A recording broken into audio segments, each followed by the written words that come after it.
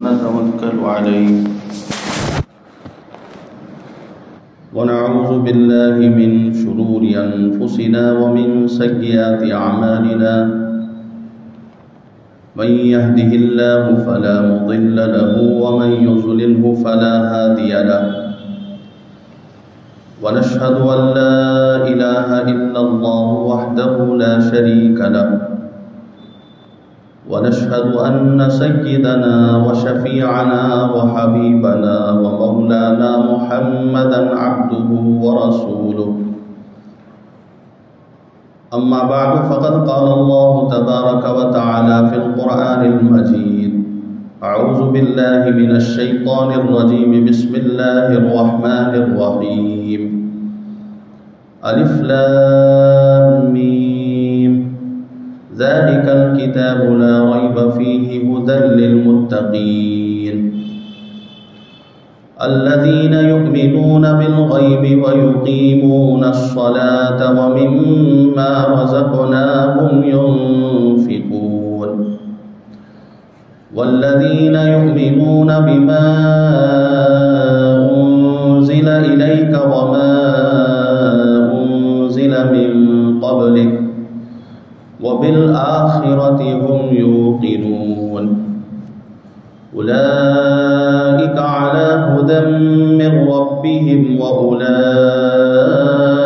هم المفلحون صدق الله العظيم. محترم حاضرین، سورہ فاتحہ کے بعد قرآن کی ترتیب کے اعتبار سے سورہ بقرہ ہے. سورہ فاتحہ کی تفسیر ختم ہوئی، اب سورہ بقرہ شروع ہوئی ہے. سورہ فاتحہ میں ہم نے ہدایت کی بھیک مانگی تھی اللہ سے، اہدنا الصراط المستقیم، اے اللہ ہمیں سیدھا راستہ بتائیے. صراط مستقیم کی بھیک مانگی تھی، ہدایت طلب کی تھی اللہ سے. اب اللہ سورہ بقرہ میں یہ فرما رہے ہیں کہ اگر تم ہدایت چاہتے ہو تو یہ لو ہدایت کی کتاب، جس کو پڑھو، سمجھو، عمل کرو تو پھر جو ہے ہدایت ملے. تو اللہ نے دعا کو قبول فرما لی. بندہ جب ہدایت کی دعا مانگتا ہے تو اللہ کی طرف سے یہ پورا قرآن دیا گیا کہ لو اگر ہدایت چاہتے ہو تو اس قرآن پاک کو پڑھو، اس پر عمل کرو، اسے سمجھو اور پھر اس کی جو ہے ساری دنیا میں تشہیر کرو تو پھر جو ہے تم ہدایت یافتہ ہو جاؤ. سورہ فاتحہ کے بعد سورہ بقرہ ہے. سورہ بقرہ یہ مدنی سورت ہے. ہجرت کے بعد یہ پوری سورت نازل ہوئی. ہجرت کے بعد یہ سب سے بڑی سورت نازل ہوئی. سورہ بقرہ کی فضیلت ہے حدیث کے اندر. سورہ بقرہ اس کا ایک نام ہے ذروۃ القرآن. ذروۃ القرآن کے معنی ہیں قرآن کی چوٹی، قرآن کی بلندی. چونکہ بہت بڑی صورت ہے، تمام صورتوں میں بڑی صورت ہے، اس لیے اس کو ذروۃ القرآن کہا جاتا ہے. سنام القرآن کہا جاتا ہے، قرآن کا کوہان. اون کا جیسے کوہان ہوتا ہے ویسے یہ صورت قرآن کا کوہان ہے، قرآن کی بلندی ہے. اس صورت کے تعلق سے حدیث میں ہے رسول اکرم صلی اللہ علیہ وسلم نے ارشاد فرمایا کہ اپنے گھروں کو قبرستان نہ بناؤ، اور فرمایا کہ سورہ بقرہ کا پڑھنا سعادت مندی کی بات ہے، برکت کی بات ہے. جو بھی سورہ بقرہ پڑھے گا اپنے گھر کے اندر تو اس کے لیے سعادتیں، رحمتیں، برکتیں حاصل ہوئی. اور اس کا نہ پڑھنا بدنصیبی ہے. سورہ بقرہ کا نہ پڑھنا بدنصیبی ہے. اور رسول اکرم صلی اللہ علیہ وسلم نے ارشاد فرمایا کہ سورہ بقرہ میں شروع کی جو 4 آیتیں ہیں، الف لام میم سے لے کر وبالآخرۃ ہم یوقنون، یہ 4 آیتیں، اور اسی طرح آیت الکرسی اور اس کے بعد کی 2 آیتیں 3، 4 اور 3 7، پھر سورہ بقرہ کی آخری 3 آیتیں للہ ما فی السماوات و ما فی الارض سے لے کر آمن الرسول وآخر کی جو 3 آیتیں ہیں، تو کل 10 آیتیں ہوتی ہیں۔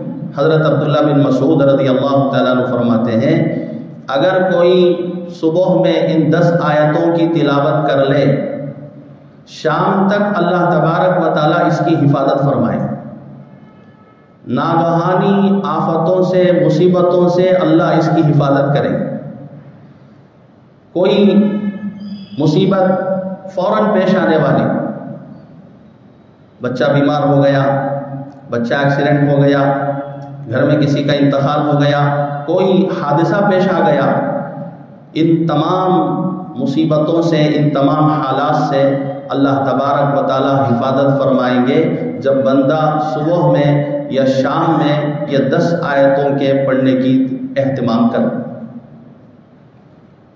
خصوصاً آیت الکرسی، آپ جانتے ہیں آیت الکرسی عرش کے خاص خزانوں میں سے یہ آیت ہے۔ جب یہ آیت الکرسی نازل ہوئی تو شیطان رونے لگا، چلانے لگا، چیخنے لگا، اپنے سر پر مٹی ڈال دیا۔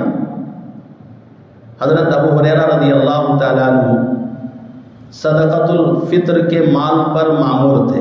صدقۃ الفطر کا جو غلہ تھا، صدقۃ الفطر لوگ جو جمع کیے تھے، وہ جو غلہ تھا بیت المال کا، اس میں حضرت ابو ہریرہ رضی اللہ تعالیٰ عنہ نگرانی کر رہے تھے۔ دیکھا کہ ایک شخص آیا اور غلہ لے کر بھاگ رہا تھا۔ حضرت ابو ہریرہ رضی اللہ تعالیٰ عنہ اس کو پکڑ لیا، پوچھا کہ کہاں لے جا رہے ہو، کیا کر رہے ہو، کون ہو تم؟ تو اس نے کہا کہ میں مجبور ہوں، لاچار ہوں، مفلس ہوں، پریشان حال ہوں، مجھے چھوڑ دیجیے، اب کی مرتبہ چوری نہیں کروں گا۔ تو حضرت ابو ہریرہ رضی اللہ تعالیٰ عنہ چھوڑ دیے۔ حضور صلی اللہ علیہ وسلم کی خدمت میں حضرت ابو ہریرہ پہنچے تو حضور صلی اللہ علیہ وسلم نے پوچھا، اے ابو ہریرہ، کل تمہارے اس شور کا کیا واقعہ ہے؟ تمہارے اس شور کا کل کیا پیش ہوا، کیا ہوا اس کا حال؟ تو حضرت ابو ہریرہ رضی اللہ تعالیٰ عنہ نے بتایا کہ وہ مجبور تھا، لاچار تھا، وہ آیا تھا، میں رحم کر کے اسے چھوڑ دیا۔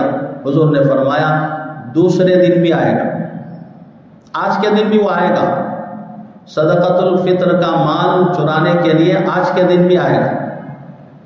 تو حضرت ابو ہریرہ انتظار میں تھے، اس لیے کہ حضور کی بات یقینی ہے، آئے گا تو آئے گا۔ تو حضرت ابو ہریرہ نے اس کو پکڑ لیا تو اس نے اب کی مرتبہ بھی یہی کہا کہ مجھے چھوڑ دیجئے، میں مجبور تھا، بہت ضرورت مند تھا، اس لیے میں آیا ہوں۔ تو حضرت ابو ہریرہ اس مرتبہ بھی چھوڑ دیا۔ حضور صلی اللہ علیہ وسلم نے پوچھا کیا ہوا تمہارے اس ساتھی کا، تمہارے اس غلہ لے جانے والے کا؟ تو حضرت ابو ہریرہ نے کہا کہ اس نے مجبوری سنائی، میں نے چھوڑ دی۔ حضور نے فرمایا کہ آج کے دن بھی آئے گا، تیسرے دن بھی آئے گا۔ حضرت ابو ہریرہ رضی اللہ تعالیٰ عنہ سمجھ گئے کہ یہ ضرورت مند نہیں ہے، یہ چور ہے، یہ چرانے کے لیے آیا ہے۔ حضرت ابو ہریرہ رضی اللہ تعالیٰ عنہ نے کہا، اے اللہ کے نبی، اب کی مرتبہ اسے جانے نہیں دوں گا، کس کے پکڑ لوں گا۔ تو حضرت ابو ہریرہ تیسرے دن اس کو جو ہے کس کے پکڑ لیے تو اس نے کہا مجھے چھوڑ دو، میں شیطان ہوں، چور نہیں ہوں، میں شیطان ہوں۔ تو حضرت ابو ہریرہ رضی اللہ تعالیٰ عنہ نے فرمایا کہ تو چرانے کے لیے کیوں آیا؟ اس نے کہا کہ دیکھو، صحابہ کے گھروں کے اندر قرآن پاک کی تلاوت ہوتی تھی، وظائف پڑھے جاتے تھے، صحابہ کے گھر قبرستان نہیں تھے، نماز کا ماحول تھا، قرآن کی تلاوت کا ماحول تھا، ذکر الہی کا ماحول تھا، سلام کر کے اندر آنے کا ماحول تھا، تو پھر ان گھروں میں کیسے جا سکتا ہوں؟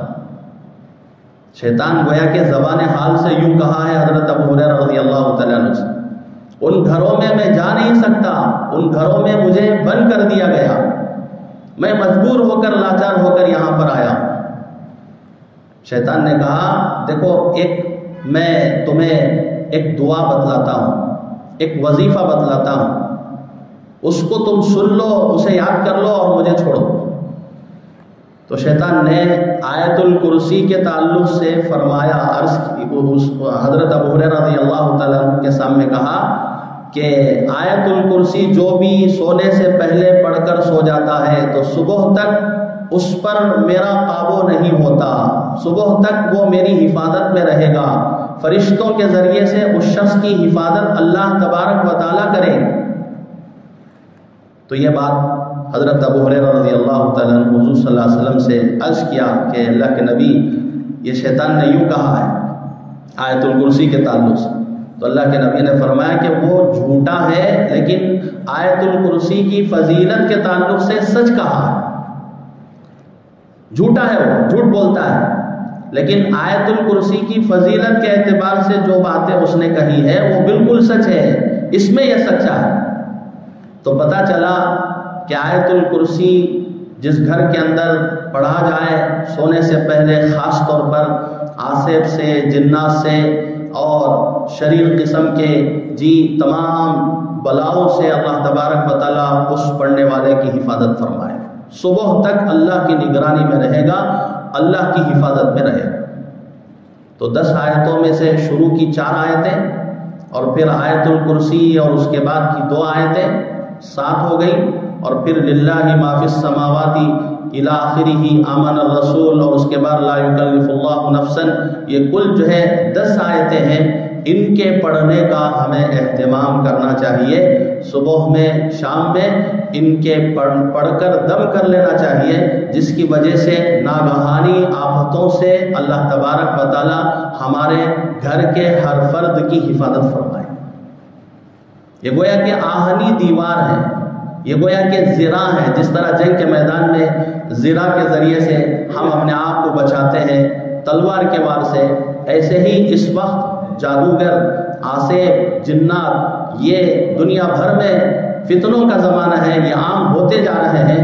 ایسے وقت میں اپنی حفاظت ان صورتوں کے ذریعے سے، ان آیتوں کے ذریعے سے ہمارے لیے ضروری ہے۔ حدیث میں ہے کہ جس گھر کے اندر سورہ بقرہ کی تلاوت ہو، اس گھر کے اندر شیطان نہیں آ سکتا، بھاگ جاتا ہے، اس گھر سے شیطان بھاگ جاتا ہے۔ اور سورہ بقرہ کی جو آیتیں نازل ہوئی، ہر آیت کے ساتھ 80 فرشتوں کا نزول ہوا ہے۔ کوئی بڑی چیز بینک والے اے ٹی ایم میں پیسے ڈالنے کے لیے آتے ہیں تو کیسے حفاظتی دستے کے ساتھ آتے ہیں، پولیس اور باڈی گارڈ ہوتے ہیں، سونے چاندی کی حفاظت کیسے ہوتی ہے۔ تو یہ اہم چیز ہے جس کے متعلق فرمایا کہ ہر آیت کے نزول کے وقت میں 80 فرشتوں کا نزول ہوا ہے، تو سمجھیے کہ اس سورت کی فضیلت کتنی ہے۔ اسی لیے حضرت عمر رضی اللہ تعالیٰ عنہ اس سورت کو یاد کر کے، اس سورت پر عمل کر کے، اس سورت کی تشریح، تفسیر، مطالب، مفاہیم سمجھنے کے لیے حضرت عمر رضی اللہ تعالیٰ عنہ کو 12 سال لگے۔ اس سورت کے اندر 1000 قصص ہیں، 1000 احکامات ہیں، 1000 نواہی ہیں، 1000 عبرت کی باتیں ہیں، اور بنی اسرائیل کے متعلق تمام تفصیلی واقعات ہیں، اور پھر بنی اسرائیل کی گندی حرکتیں، افعال شنیعہ، صفات قبیحہ، ان تمام امور کا اس سورت کے اندر ذکر کیا گیا ہے۔ چونکہ صحابہ مکے سے مدینہ منورہ ہجرت کی، مکے سے مدینہ منورہ ہجرت کی، اب مدینے میں یہودی بستے تھے، مدینے کے اندر یہودی بستے تھے۔ 10 محرم کے روزے کے تعلق سے رسول پاک صلی اللہ علیہ وسلم نے پوچھا یہودیوں سے کہ تم 10 محرم پر روزہ رکھتے ہو، کیا بات ہے، کیوں رکھتے ہو؟ تو انہوں نے کہا 10 محرم میں ہی فرعون سے حضرت موسیٰ علیہ السلام کو اللہ تبارک و تعالیٰ نے نجات عطا فرمائی، فرعون غرق ہوا اور موسیٰ علیہ السلام کو اللہ نے کامیابی فتح عطا فرمائی، اس خوشی میں ہم 10 محرم کا روزہ رکھتے ہیں۔ رسول پاک صلی اللہ علیہ وسلم نے امت مسلمہ سے، مسلمانوں سے کہا، یہودی جب روزہ رکھ رہے ہیں تو ہم زیادہ حقدار ہیں کہ ہم روزہ رکھیں، لیکن یہودیوں کی مخالفت کر کے ہم ایک روزہ نہیں رکھیں گے بلکہ 9-10 کا روزہ رکھیں گے یا 10-11 کا روزہ رکھیں گے۔ یہودیوں کا یہ اچھا عمل ہے، لیکن اس میں بھی رسول پاک صلی اللہ علیہ وسلم نے مسلمانوں کو بچنے کی تاکید کی تاکہ مشابہت نہ ہو جائے، مشابہت سے دوری ہو جائے۔ اب یہودیوں کے افعال شنیعہ، صفات قبیحہ، یہودیوں کے اندر گائے عظمت کی نگاہ سے دیکھا جاتا تھا، جھوٹ بولتے تھے اور اپنے رہبان، احبار، علماء کو وہ رب کا درجہ دیتے تھے۔ وہ جو حلال کہہ دے اسے مان لیتے، حرام کہہ دے اسے مان لیتے، تورات میں کیا ہے یہ نہیں دیکھتے تھے۔ تو اللہ تبارک و تعالیٰ نے اس سورت کو نازل فرما کر خاص طور پر مسلمانوں کے لیے، صحابہ کے لیے یہودیوں کے متعلق ساری تفصیلات بتا دی۔ یہ ان کے برے اعمال ہیں، یہ ان کی گندی حرکتیں ہیں، تمہارا ان سے ملنا جلنا ہوگا، لیکن خبردار ان کے یہ تمام برے صفات ہیں، ان سے باز رہے۔ سورہ بقرہ، اس سورت کا نام بقرہ کیوں رکھا گیا؟ اس سورت کے اندر اور بھی بہت سارے اہم مسائل ہیں، اہم امور ہیں، بڑے بڑے مسئلوں کا ذکر ہے، لیکن اس پورے سورت کا نام بقرہ کیوں رکھا گیا؟ بقرہ کے معنی گائے، بقرہ کے معنی گائے کے ہیں، جبکہ شروع میں گائے کے تعلق سے کوئی تذکرہ نہیں ہے، لیکن اس سورت کے اندر ایک واقعہ ہے، بنی اسرائیل میں جو چلا ہوا واقعہ ہے، اس کی طرف اشارہ کرتے ہوئے، اس پر دھیان دیتے ہوئے اس سورت کا نام سورہ بقرہ رکھا گیا۔ واقعہ کیا ہے؟ بنی اسرائیل میں ایک مالدار شخص تھا، بوڑھا تھا، مالدار تھا، پیسہ تھا اس کے پاس، جائیداد تھی، لیکن مرتا نہیں تھا۔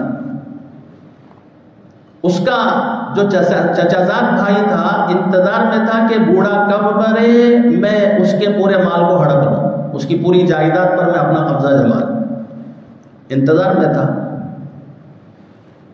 چنانچہ دیکھا کہ یہ مرتا تو نہیں ہے، اس نے جا کر، چچازاد بھائی نے جا کر اس مالدار اپنے بھائی کو، چچازاد بھائی کو مار دیا، اور مارنے کے بعد اس کی ناش کو دوسرے محلے میں ڈال دیا۔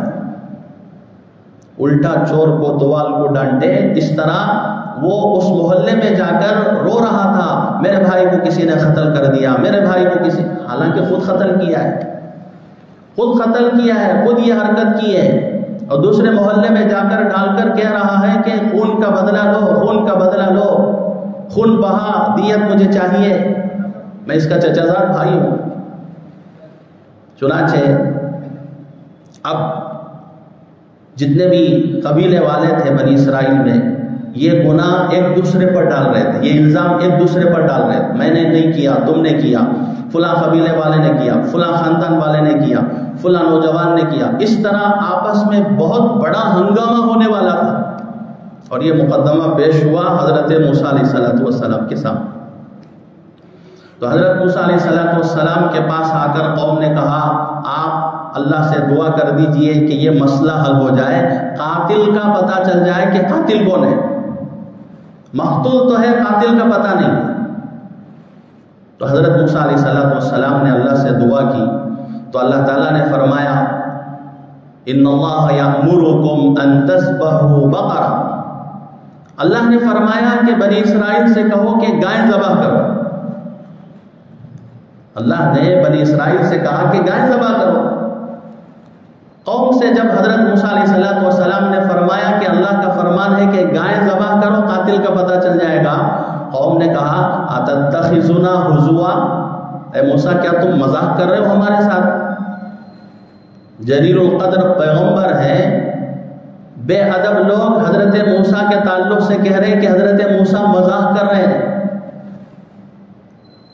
فضولیات سے ہر نبی دور رہتے ہیں، اور امت کو بھی رسول پاک صلی اللہ علیہ وسلم نے تاکید فرمائی من حسن اسلام المرء ترکہ ما لا یعنی، اسلام کی زینت میں سے یہ بات ہے کہ فضولیات سے دور رہے، فضول خیالات، فضول اعمال، فضول سوچ، ان تمام حرکتوں سے دور رہے، تب اسلام کا حسن ملے گا۔ تو حضرت موسیٰ کے تعلق سے یہ بے ادب لوگ کہہ رہے ہیں کہ آپ ہمارا مذاق کر رہے ہیں، ہم نے آپ سے پوچھا کہ قاتل کا پتہ بتلاؤ، تم کہہ رہے ہو کہ اللہ کا فرمان ہے کہ گائے ذبح کرو، قاتل کی پہچان اور گائے ذبح کرنے سے کیا اس کو آپس میں لینا دینا؟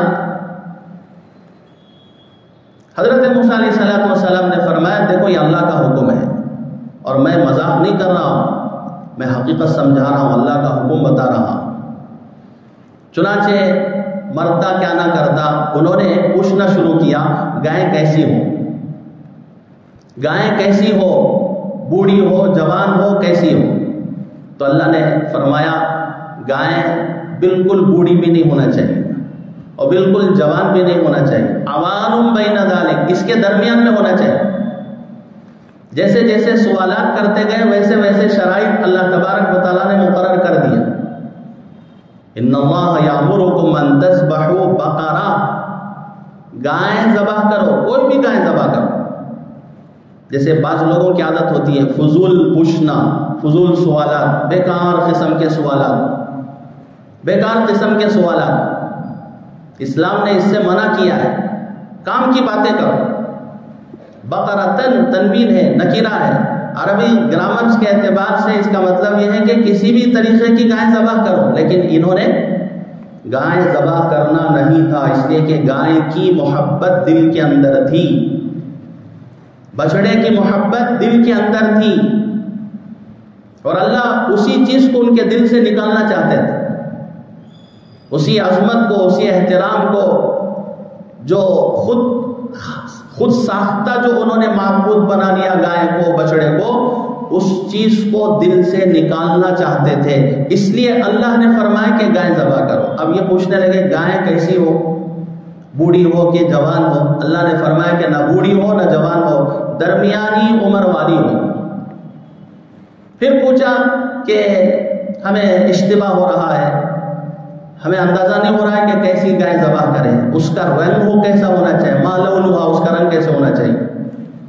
اب اللہ نے فرمایا کہ اس کا رنگ بالکل زرد ہونا چاہیے، صفراء فاقع لونھا تسر الناظرین، بالکل چمکیلی ہونا چاہیے، بالکل زرد رنگ کی گائے ہونی چاہیے، کوئی دوسرا رنگ اس کے اندر نہ ہو، فاقع لونھا تسر الناظرین، دیکھنے والوں کو خوش کر دے ہو، مسلمۃ لا شیۃ فیہا، اور اس کے اندر کوئی عیب نہیں ہونا چاہیے، اور اس گائے سے نہ ہل چلایا گیا ہو نہ پانی سینچا گیا ہو، ایسی گائیں ڈھونڈ کر تلاش کر کے لاؤ، ذبح کرو، ذبح کرنے کے بعد اس کے گوشت کے ایک حصے کو لے کر مقتول سے ٹچ کراؤ، لگاؤ، مس کراؤ، اور پھر وہ مقتول زندہ ہوگا اور وہ مقتول بتا دے گا کہ میرا قاتل کون ہے۔ اب گائے لینے کے لیے چل رہے، بھاگ رہے، دوڑ دھوپ ہو رہی ہے، کبھی اس علاقے میں کبھی اس علاقے میں، اس طرح کی گائیں، شرائط بالکل زرد رنگ کی گائیں، جوان بھی نہ ہو، بوڑھی بھی نہ ہو، کوئی عیب نشان نہ ہو، دوسرا رنگ بھی نہ ہو، بالکل چمکیلی ہو، زرد ہو، اس سے کام نہ لیا گیا ہو۔ اب ایسے تمام شرائط کی گائیں آپ کو کہاں ملیں گی؟ ادھر دیکھیے، اللہ تبارک و تعالیٰ نے اس طرح کی گائیں ایک نیک فرما بردار نوجوان کی ملکیت میں اللہ نے عطا فرمایا، اور وہ نوجوان اپنے باپ کا مطیع تھا، فرما بردار تھا، اور اتنا با ادب نوجوان وہ لڑکا بیٹا تھا کہ وہ نوجوان ایک مرتبہ بیٹھا ہوا تھا، اس کا باپ سویا ہوا تھا، اور باپ کے سرہانے بکسا تھا، اس میں خزانے کی چابیاں تھی، تجوری کی چابیاں تھی۔ ایک شخص سوداگر اس نوجوان کے پاس سے گزرا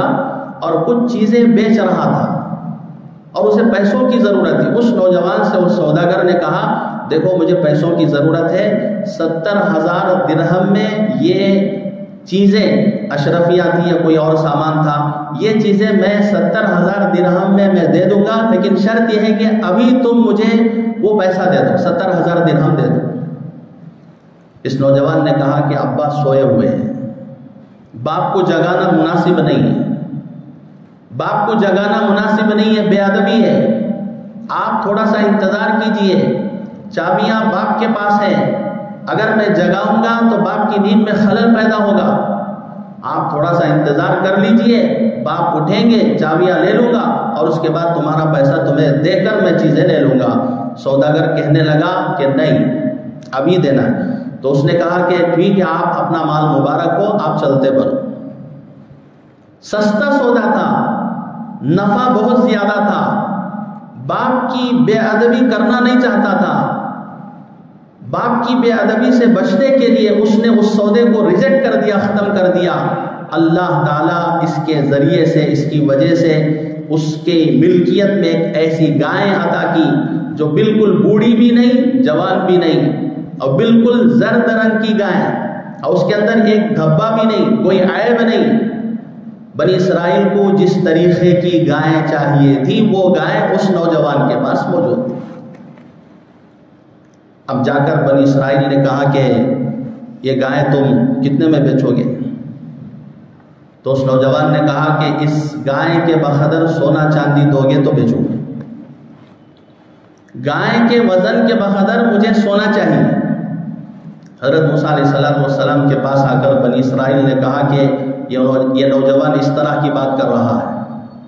تو حضرت موسیٰ علیہ السلام نے فرمایا تمہیں حکم ہے کہ اسی طرح کی گائے ذبح کرو، چاہے جتنا پیسہ خرچ کرنا پڑے، پیسہ خرچ کر کے گائے ذبح کریں گے تبھی مسئلہ حل ہوگا، ورنہ تو پھر جھگڑے شروع ہو جائیں گے۔ چنانچہ اس نوجوان کو انہوں نے اس گائے کے وزن کے بقدر سونا دے کر گائے کو خرید کر لے گئے۔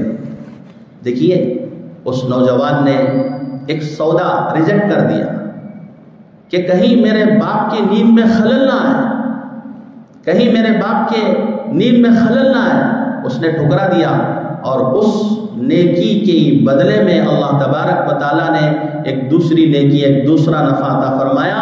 کیسا نفع؟ ماشاءاللہ گائے کے وزن کے بقدر اسے سونا مل گیا۔ 70,000 درہم کیا چھوڑ دیا، ان اشرفیوں کو اس نے کیا چھوڑ دیا، اللہ تبارک و تعالیٰ نے اس سے بہترین بدلہ عطا فرمایا۔ اس لیے حدیث میں جو اللہ کے لیے کسی چیز کو چھوڑ دیتا ہے اللہ تعالیٰ اسے اس سے بہترین بدلہ عطا فرماتے ہیں۔ حضرت حسین رضی اللہ تعالیٰ عنہ، ان کے جو بھائی تھے حضرت حسن، حضرت امیر معاویہ رضی اللہ تعالیٰ عنہ کی خدمت میں گئے، اور حضرت حسن 6 ماہ خلیفہ رہے حضرت علی کی شہادت کے بعد، اور حضرت حسن ہی خلیفہ بننے کے اس وقت جو ہے موضوع تھے، لیکن مسلمان 2 فرقوں میں نہ بڑھ جائے، 2 جماعتوں میں منقسم نہ ہو جائے، 2 امیروں کے ماتحت مسلمان نہ بڑھ جائے، اس لیے حضرت حسن باوجود یہ کہ خلیفہ بننے کے قابل تھے، وہی موضوع تھے، لیکن حضرت امیر معاویہ کے پاس جا کر ان کے ہاتھ میں بیعت کر لی اور اپنی پگڑی ان کی خدمت میں رکھ دی کہ آپ خلیفہ ہیں، آپ کے ہاتھ پر میں بیعت کرتا ہوں، مسلمانوں کو منتشر کرنا میں نہیں چاہتا۔ حضرت حسن رضی اللہ تعالیٰ عنہ کو عار دلایا گیا، یا عار المسلمین، اے مسلمانوں کو عار دلانے والے، تم نے بیعت کر کے حضرت امیر معاویہ کے ساتھ غلط کیا ہے، مسلمانوں کو تم نے ذلیل کر دیا ہے۔ کچھ منافقین اس طرح کی باتیں حضرت حسن کو کہنے لگے، حضرت حسن نے برداشت کر لی۔ اس کا بدلہ یہ ہوگا، حضرت حسن نے اپنے عہدے کو چھوڑا، اپنے منصب کو چھوڑا، اور ذلت کو برداشت کیا اللہ کے لیے۔ اس کا بدل اللہ تبارک و تعالیٰ یہ دیں گے کہ حضرت مہدی آئیں گے قیامت کے قریب، حضرت مہدی کی ماتحتی میں ساری دنیا ہوگی، ساری دنیا پر خلافت کریں گے، خلیفہ بنیں گے، ساری دنیا کے مسلمان ان سے جڑ جائیں گے، حق پرست ان سے جڑ جائیں گے، تمام جتنے بھی فرقے ہیں سب ایک ہو جائیں گے، حضرت مہدی ساری دنیا پر حکومت کریں گے۔ حضرت مہدی کے والد کا سلسلہ حضرت حسن سے ہوگا، والدہ کا سلسلہ حضرت حسین سے ہوگا۔ ایک منصب کو انہوں نے حضرت حسن کو قربان کی. حضرت حسن نے امت کے اندر اختلاف نہ ہو، انتشار نہ ہو، اللہ اس کا بہترین بدلہ یہ عطا فرمایا کہ انہی کے خاندان سے حضرت مہدی کو لائیں گے اور حضرت مہدی کے زیر اقتدار، زیر نگرانی سارے مسلمان ہوں گے اور پھر جو ہے وہ حکومت کریں گے ساری دنیا پر، عدل اور انصاف کو قائم کریں گے، ظلم و ستم کو ختم کریں گے. اللہ کے لیے کسی بھی چیز کو بندہ چھوڑ دیتا ہے، اللہ اس کا بہترین بدلہ عطا فرماتے ہیں. چنانچہ وہ گائے لے کر گئے، لے جا کر گائے کو ذبح کیا. ذبح کرنے کے بعد گائے کا کچھ حصہ گوشت کا ایک حصہ کاٹ کر لے گئے، مقتول کے جسم سے لگا دیا. لگانے پر فوراً وہ مقتول کھڑا ہو گیا اور کہہ دیا کہ میرا قاتل کون ہے. یہ جو بیٹھا ہے سامنے رو رہا ہے زار و خطار میرے مرنے پر، یہی میرا قاتل ہے. تو بہت بڑا جھگڑا ختم ہو گیا، بہت بڑا مسئلہ ٹل گیا. اب سوال یہ ہے کہ اللہ نے قاتل کو معلوم کرانے کے لیے انہیں گائے ہی کو ذبح کرنے کا حکم کیوں دیا؟ جیسے آپ کو بتایا میں نے کہ ان کے دلوں کے اندر گائے کی محبت تھی، بچڑے کی عظمت تھی. اللہ تعالیٰ انہی کے ہاتھوں سے ان کے معبودان باطلہ کو ذبح کر کے ان کے دل سے بچڑے کی محبت نکالنا چاہتے تھے، اس لیے اللہ تبارک و تعالیٰ نے گائے کو ذبح کرنے کا انہیں حکم دیا. اب خاص طور پر چونکہ اس واقعے کا ذکر ہے سورت کے اندر، اس لیے اس پورے سورت کا نام ہی بقرہ رکھ دیا گیا. اللہ تعالیٰ نے اس سورت کو شروع کیا حروف مقطعات سے، الف لام میم. ان کو حروف مقطعات کہا جاتا ہے. حامیم، یاسین، طٰہٰ، کاف ہا یا عین صاد، الف لام را. تو یہ جتنے بھی حروف ہیں ان کو حروف مقطعات کہا جاتا ہے. ان کے معانی اللہ کے علاوہ کوئی نہیں جانتا. اسرار الہیہ ان کو کہا جاتا ہے. ان کے معنی اللہ کے علاوہ کوئی نہیں جانتا. یا یہ کہ اللہ کے نبی کو اس کے معنی بتا دیے گئے اور اللہ کے نبی کو حکم نہیں کہ اس کے معنی عام کرے، اس کی تبلیغ کرے. اللہ جانتے ہیں اور اللہ کے بتانے پر اللہ کے نبی جانتے ہیں، لیکن ہمیں معلوم نہیں ہے. الف لام میم کے بعد مفسرین لکھتے ہیں واللہ عالم بالصواب، اللہ اس کا معنی بہتر جانتے ہیں. اب یہاں رک کر میں ایک مسئلہ سمجھانا چاہتا ہوں. جو لوگ یوں کہتے ہیں مدارس کے اندر تم اپنے بچوں کو پڑھاتے ہو، قرآن کو طوطے کی طرح رٹا دیتے ہو، وہ بچہ 10 سال کا 12-14 سال کا قرآن پاک رٹ لیتا ہے اور طوطے کی طرح پڑھتا ہے، اسے ترجمہ بھی معلوم نہیں، مفہوم بھی معلوم نہیں، مطلب بھی معلوم نہیں. اس سے لوگ عمر ضائع کروا رہے ہیں، مدرسے والے اس بچے کو ضائع کر رہے ہیں. یہ جو معترضین اعتراض کرتے ہیں، سوال کرتے ہیں، ان کا جواب یہیں سے میں دینا چاہتا ہوں. قرآن کی پہلی سورت سورہ فاتحہ اور اس کے بعد سورہ بقرہ، اور اس میں سب سے پہلے جو حروف ہیں الف لام میم ہے، اس کا معنی کسی کو معلوم نہیں، لیکن حکم ہے کہ پڑھو. اس کا معنی معلوم نہیں لیکن پڑھنے کا حکم ہے. اس کا کیا مطلب؟ قرآن پاک کو ضروری نہیں کہ مطلب سمجھ ہی کر پڑھے، ترجمہ معلوم کر کے ہی پڑھے. قرآن پاک کو یاد کرنا ترجمے کے بغیر، مطلب کے بغیر، یہ بھی ثواب سے خالی نہیں ہے اور یہ بھی ضرورت کی چیز ہے. اس لیے کہ اگر ان بچوں کے سینوں میں قرآن محفوظ نہ رہے تو پھر قرآن کی حفاظت کیسے ہوگی؟ اگرچہ کہ اللہ نے قرآن کی حفاظت کے ذمے اپنے لیے لے رکھا ہے، لیکن سبب کے طور پر ہم مسلمانوں کے بچوں کو دیکھتے ہیں کہ ان کے سینوں کے اندر قرآن پاک اللہ تبارک و تعالی محفوظ کیے ہوئے ہیں.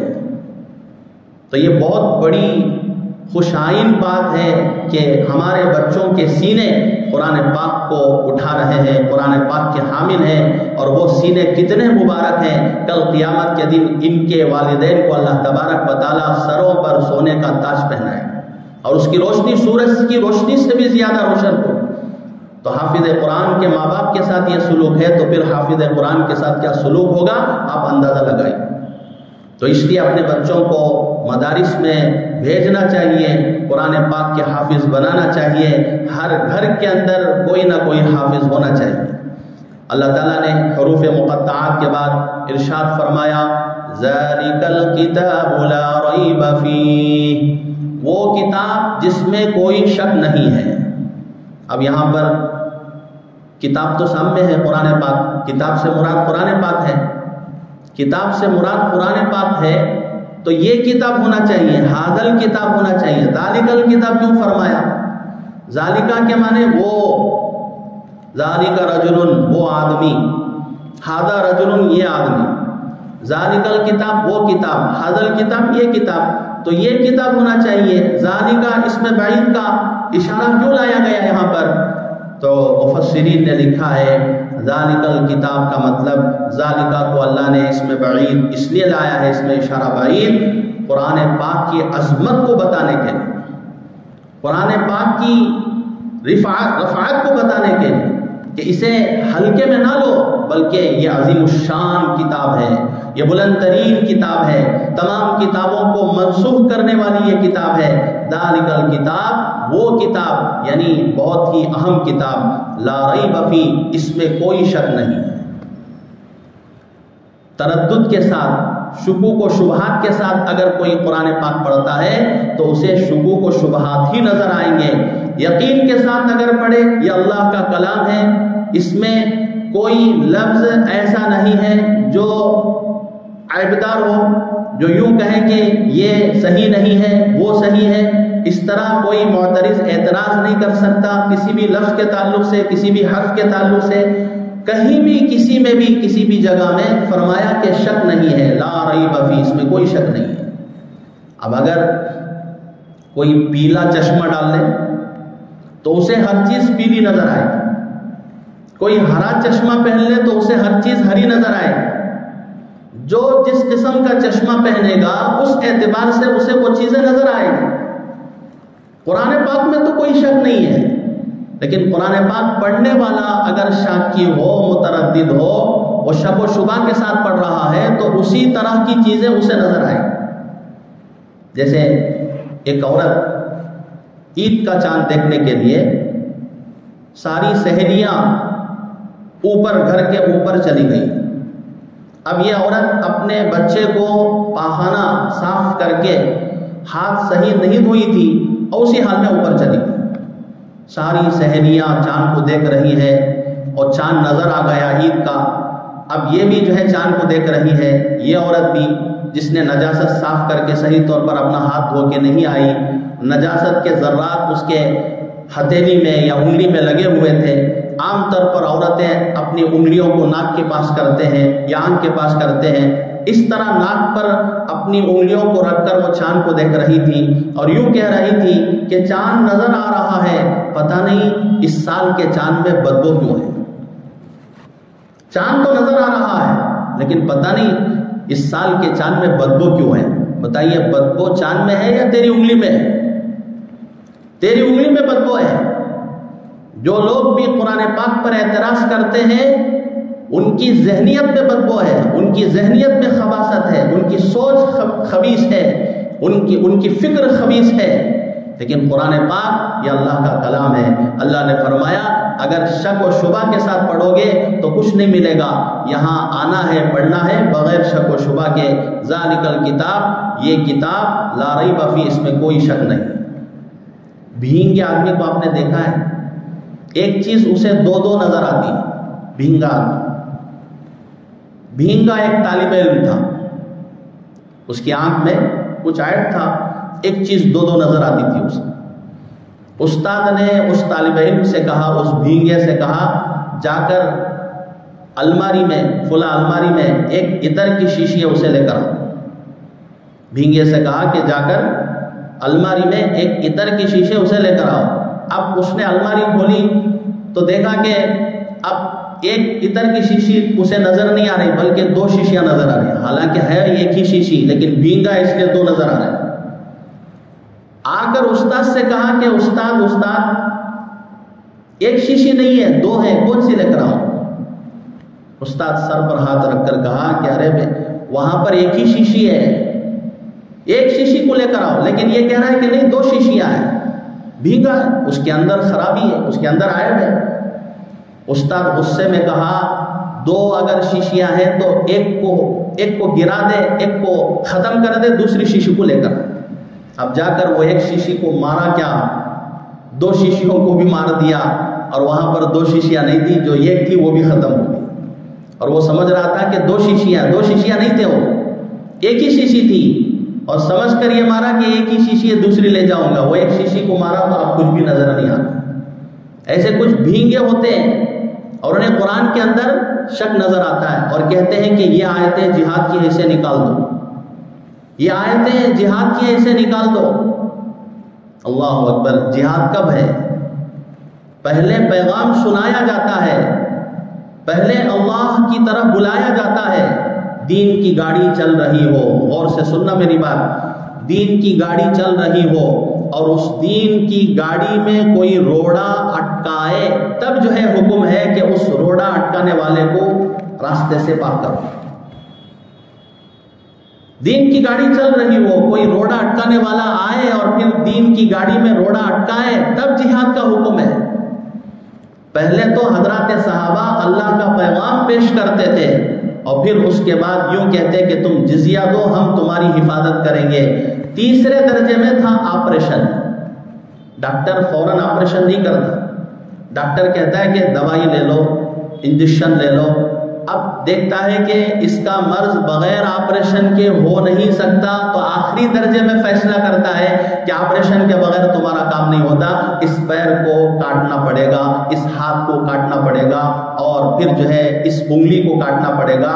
کٹوا کر ڈاکٹر کو الٹا پیسہ دیتا ہے، ہاتھ پیر کٹوا کر الٹا ڈاکٹر کو وہ محسن مانتا ہے، پیسہ دیتا ہے۔ ایسے ہی فرمایا کہ جہاد یہ نہیں کہ ہر ایک کو مارو، جو چاہے کرو، جیسے چاہے نقصان پہنچاؤ، اس کے احکامات ہیں، اس کے اصول ہیں۔ اسے نہ سمجھ کر ہمارے مسلمان بھی شکوک و شبہات میں مبتلا ہو جاتے ہیں، اور پھر غیر جیسے کہتا ہے کہ بھئی یہ نماز جہاد ہے، یہ حج جہاد ہے، یہ لو جہاد ہے، یہ فلاں جہاد ہے۔ حد ہو گئی۔ مجھے سن کر تعجب ہوا، ایک مرتبہ کوئلے ختم ہو گئے، کوئلے جس سے الیکٹرک تیار کیا جاتا ہے، کوئلے ختم ہو گئے۔ کچھ اوباشوں نے کہنا شروع کیا مسلمان چونکہ شیخ کباب زیادہ کھاتا ہے اس لیے جو ہے کوئلے کم ہو گئے، ہم عام بھی کرتے ہیں تو ہو جاتے ہیں بدنام، وہ قتل بھی کرتے ہیں تو چرچا نہیں ہوتا۔ تو اس لیے سب سے پہلے ہمیں سمجھنا ہے کہ بھئی یہ کتاب ہے، اللہ کا قرآن ہے، اس میں کوئی شک شبہ نہیں ہے۔ جہاں کہیں شک و شبہ کسی کو نظر آ رہا ہے اس کے اندر کا عیب ہے۔ جیسے بھینگے کو 2 عطر کی شیشی نظر آ رہی تھی، حالانکہ حقیقت میں کتنی تھی؟ وہ ایک ہی تھی، 2 نظر آ رہی ہیں۔ ایسے معترض اعتراض کر رہا ہے تو اس کے اندر کی خرابی ہے۔ جیسے اس عورت کو چاند کیسے نظر آ رہا تھا؟ بدبودار نظر آ رہا تھا۔ چاند میں بدبو نہیں ہے، تیری انگلی میں بدبو ہے۔ اللہ نے فرمایا لا ریب فیہ، اس کے اندر کوئی شک و شبہ نہیں۔ ھدی للمتقین، بندے نے ہدایت کی دعا کی سورہ فاتحہ میں، اللہ نے فرمایا ہدایت چاہتے ہو نا، لو ہم ہدایت کی کتاب دے رہے ہیں، ہدایت کی کتاب دے رہے ہیں، اس کتاب کو پڑھنے والوں کو بھی بھیج رہے ہیں، پڑھا کر سمجھائیں گے تمہیں، رجال اللہ بھی بھیجیں گے، کتاب اللہ بھی بھیجیں گے۔ 2 چیزیں، کتاب اللہ، رجال اللہ۔ رجال اللہ صدیقین، شہداء، صالحین، نبیین، یہ رجال اللہ ہے۔ خاص طور پر نبیین، یہ رجال اللہ ہے۔ یہ قرآن پاک کو پڑھیں گے، پڑھ کر تمہیں سمجھائیں گے اور اس طرز پر اپنی زندگی کو لائیں گے۔ اللہ کے نبی نے یہ نہیں کہا امت سے کہ تم نماز پڑھ لو، زکوٰۃ دے دو، حج کر لو، جہاد کر لو، یہ کام کر لو، خود نبی ان اعمال سے دور ہیں، نعوذ باللہ، قطعاً نہیں۔ ہمارے نبی تو نماز پڑھنے کا حکم دیا اور خود نماز رات رات بھر پڑھتے تھے، پیر مبارک پر ورم آ جاتا تھا، اور کہا جاتا تھا اے اللہ کے نبی آپ تو بخشے بخشا ہیں، تو آپ کو اتنی لمبی نماز پڑھنے کی کیا ضرورت؟ حضور کہتے افلا اکون عبدا شکورا، کیا میں شکر گزار بندہ نہ بنوں؟ شکر گزار بندہ نہ بنو، رات بھر اللہ کے نبی قرآن پاک پڑھتے اور نوافل میں مشغول ہوتے اور پھر میدان جہاد میں خود آگے بڑھتے، نڈر اور بزدل ہو کر نہیں بلکہ خود آگے بڑھتے، اور صحابہ رسول پاک صلی اللہ علیہ وسلم کی شجاعت اور ہمت کو دیکھ کر صحابہ حضور کے پیچھے چھپ لیتے تھے۔ کبھی کبھی ایک مرتبہ مدینے کے اندر ایک ڈراؤنی قسم کی آواز آئی، لوگوں نے سمجھا کہ دشمنوں نے حملہ کر دیا یا دشمن آنے والے ہیں، صحابہ دوڑے، رات کا موقع تھا، سناٹا تھا، دیکھا صحابہ نے کہ حضور واپس آ رہے ہیں، یعنی آواز سن کر حضور پہلے چلے گئے اور آ کر صحابہ کو اطلاع دے رہے کہ کوئی ڈرنے کی بات نہیں، جا کر سو جاؤ، اکیلے گئے۔ اتنے قوی، اتنے مضبوط، اتنے نڈر، جو اللہ سے ڈرتا ہے، جو اللہ سے ڈرتا ہے ساری دنیا اس سے ڈرتی ہے، جو اللہ سے نہیں ڈرتا ساری دنیا اس سے ڈراتی ہے، یہاں تک کہ گھر میں بیوی بھی ڈراتی ہے۔ اللہ سے ڈرنے والے بنے۔ ہدی للمتقین، یہ کتاب ہے ہدایت کی، کن لوگوں کے لیے؟ خاص طور پر متقی لوگوں کے لیے، متقی لوگوں کے لیے۔ متقی لوگ، عام مسلمانوں کے لیے بھی یہ کتاب ہے، رہبر ہے، گائیڈ ہے، لیکن خاص طور پر اس کتاب سے کون فائدہ اٹھائیں گے؟ جن کی زندگی کے اندر تقویٰ ہو، جن کے زندگی کے اندر آنے والے یہ صفات ہو، الذین یؤمنون بالغیب، کہ وہ غیب پر ایمان لانے والے اور نماز کو قائم کرنے والے اور اللہ کی دی ہوئی نعمتوں کو خرچ کرنے والے، ان لوگوں کے حق میں یہ کتاب ہدایت ہے۔ اگر یہ صفات سے خالی ہے تو قرآن تو پڑھا جائے گا لیکن سمجھا نہیں جائے گا، قرآن کا نور، قرآن کا حصہ انہیں ان کی زندگی میں نہیں ملے گا۔ اس لیے ضرورت ہے کہ ہم بھی متقی بنے، اپنی زندگی کے اندر تقویٰ لائے اور اللہ پر ایمان لانے میں قوی ہو، مضبوط ہو، اور نمازوں کو قائم کرے خوش و خضوع کے ساتھ، اور اللہ نے جو نعمتیں دے رکھی ہے مال کی، ان نعمتوں کو اللہ کے بندوں پر خرچ کرے، زکوٰۃ دے، صدقات نافلہ دے، اور مساجد مدارس میں حصہ لے۔ یہ تمام کام کریں گے تو انشاءاللہ ہماری زندگی میں بھی تقویٰ آئے گا، اور پھر جو ہے جس کے پاس جتنا پیالہ ہے، بڑا وسیع پیالہ، وسیع ظرف، اسی کے بقدر مصروف دیا جائے گا۔ چھوٹا سا پیالہ ہے تو اسی کے بقدر پانی دیا جائے گا، شہد دیا جائے گا، دودھ ڈالا جائے گا۔ بڑا سا پیالہ ہے تو اسی کے بقدر جو ہے مصروف جو ہے دیا جائے گا، ڈالا جائے گا۔ اسی طرح ہماری زندگی کے اندر جتنا تقویٰ ہوگا اسی کے بقدر قرآن سے ہم ہدایت کا نور حاصل کریں۔ اللہ سے دعا فرمائے اللہ تعالی ہمیں متقی بنائے اور متقیوں کا امام بنائے، اور قرآن سے اللہ تبارک و تعالی لگاؤ عطا فرمائے، قرآن سے استفادہ کرنے کی توفیق عطا فرمائے۔ وآخر دعوانا ان الحمد للہ رب العالمین۔ اللهم لك الحمد ولك الشكر يا الله، اللهم صل على محمد وبارك وسلم۔ ربنا آتنا في الدنيا حسنة وفي الآخرة حسنة وقنا عذاب النار۔ اللهم أنت السلام ومنك السلام تباركت يا ذا الجلال والإكرام۔ ربنا اغفر لنا ذنوبنا وإسرافنا في أمرنا وثبت أقدامنا وانصرنا على القوم الكافرين۔ اللهم إنا نجعلك في نحورهم ونعوذ بك من شرورهم، لا إله إلا الله الحليم الكريم۔ اے اللہ، اے پروردگار عالم، ہم سب کے گناہوں کو معاف فرمائے، خطاؤں سے درگزر فرمائے۔ آپ کے دربار میں بیٹھے ہیں، آپ کے کلام پاک کو سنا ہے، بولنے والا، کہنے والا، سمجھانے والا، سننے والے سب محتاج ہیں۔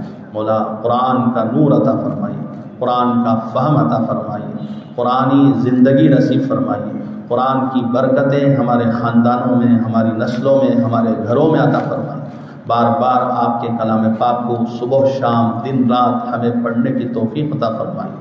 جو مانگا ہے ہم نے اپنے بساط کے مطابق مانگا ہے، مولا قرآن کی برکت سے جو فلسطینیوں پر ظلم ہو رہا ہے، غزہ والوں پر ظلم ہو رہا ہے، مولا ظلم بڑھتا جا رہا ہے، مولا مدد فرمائیے، رحم کرم کا معاملہ فرمائیے۔ ایک چور کا ہاتھ کاٹا جاتا تو نبی بلک بلک کے روتے تھے، کتنی گردنیں کٹ گئی، کتنے لوگ شہید ہو گئے، بچے شہید ہو گئے، عمارتیں ڈھا دی گئی۔ مولا دوائیاں نہ ہونے کی وجہ سے بیماری سے بھی وہ مر رہے ہیں، مولا مدد فرمائیے۔ امت مسلمہ ہے، رسول پاک صلی اللہ علیہ وسلم کی امت ہے، اس امت کو رسول پاک صلی اللہ علیہ وسلم نے قربانی دے کر مولا سنبھالا ہے، مولا بنایا ہے، مولا اس کی نگہداشت فرمائیے۔ آپ کے علاوہ ہمارا کوئی ماوا و ملجا نہیں ہے، آپ کے علاوہ ہمارا کوئی مددگار نہیں ہے، سارے مسلمانوں کی مدد فرمائیے، ساروں پر رحم کرم کا معاملہ فرمائیے، خصوصاً ہمارے اس ہندوستان میں امن کا ماحول پیدا فرمائیے، محبت کا ماحول پیدا فرمائیے،